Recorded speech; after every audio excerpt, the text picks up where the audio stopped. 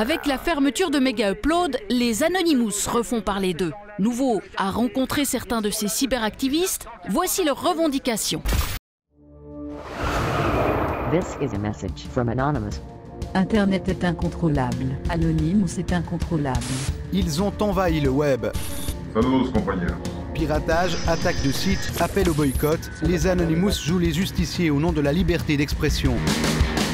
Plongés dans la nébuleuse des vengeurs masqués d'Internet. Paris, mi-septembre, les Anonymous font ce qu'ils appellent un flash raid, une manifestation surprise devant l'église de Scientologie. Ceux qui sont en ce moment dans cet immeuble, vous vous mettez en danger, vous et vos familles. Vous êtes la proie d'une bande d'escrocs particulièrement redoutable. Il faut que ça cesse. On a tendance à l'oublier aujourd'hui, la lutte contre la scientologie est à l'origine du mouvement. Et le masque est pour eux une protection, car les scientologues épient et filment chacun de leurs défilés. Parmi les manifestants ce jour-là, Vicious, l'un des membres influents du mouvement francophone. Il accepte de nous recevoir en tête-à-tête. Anonymous, c'est un collectif de citoyens. Anonymous est particulièrement engagé contre les dictatures, les lois liberticides et justement les abus sectaires tels que la scientologie notamment. On ne vole de l'argent à personne, on ne vole des biens à personne. L'intégralité de ce que nous le faisons avec nos propres moyens, des petits moyens qui, mis en commun, font de grandes choses. Dernière opération en date, le soutien à la révolution en Syrie. Et la fierté du mouvement, c'est d'avoir réussi à pirater le site du ministère de la Défense et d'y glisser leur logo. On établit des lignes pour pouvoir faire de la communication avec les personnes résidant dans le pays, pour pouvoir extraire des informations, que ce soit des vidéos, des photos ou même des documents confidentiels, mais aussi essayer de désorganiser les services informatiques du pays. Alors pour comprendre comment procèdent concrètement les Anonymous, nous avons rencontré deux autres membres en Suisse romande.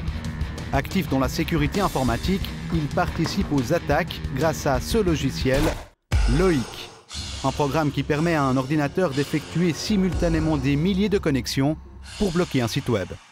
C'est vraiment pas compliqué à comprendre. Vous choisissez le nombre d'ordinateurs qui vont être simulés pour l'attaque du site et c'est parti.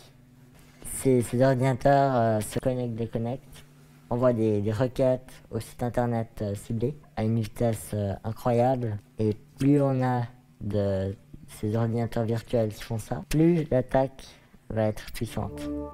C'est ce qu'on appelle une attaque de déni de service. Via Loïc, un seul ordinateur peut envoyer plus de 1000 requêtes simultanées. Il suffit donc que plusieurs centaines d'Anonymous procèdent en même temps et vous obtenez de quoi bloquer presque n'importe quel site. C'est l'arme favorite des Anonymous, leur marque de fabrique. Et selon ce professionnel de la sécurité sur Internet, cela ne nécessite pas d'être un hacker de génie. Lancer un déni de service, comme ça a été fait à de nombreuses reprises, c'est quelque chose qui techniquement ne demande pas forcément de grandes compétences, mais qui demande d'être nombreux et bien organisés. Et puis c'est le cas d'Anonymous. S'ils sont sans doute au moins 3000, il est difficile de connaître l'ampleur exacte du mouvement. Les Anonymous eux-mêmes ne savent pas combien ils sont, car pour éviter toute infiltration, le groupe est cloisonné, comme dans les mafias ou la résistance. Entre Anonymous, on a des règles qui est de ne pas tous se connaître, pas plus que 3 ou 4 personnes de contact visuelles ou par téléphone ou par des réseaux de communication. On ne doit pas se connaître à plus que 3 ou 4. Une prudence extrême, car les Anonymous s'exposent à des sanctions pénales. On est conscient qu'à tout moment, si on ne fait pas attention, on peut subir la pression de la police qui peut venir à notre porte. Il y a des perquisitions. Personnellement, voilà, j'espère ne pas me faire arrêter. Maintenant, si ça arrivait, j'ai pleinement conscience que c'est un risque que je cours. En 3 ans, les Anonymous ont acquis une capacité de nuisance considérable. Mais leur nombre croissant pourrait aussi conduire à leur perte, car entre sous-groupes et désaccords internes, il devient parfois difficile d'identifier l'objectif de leur combat.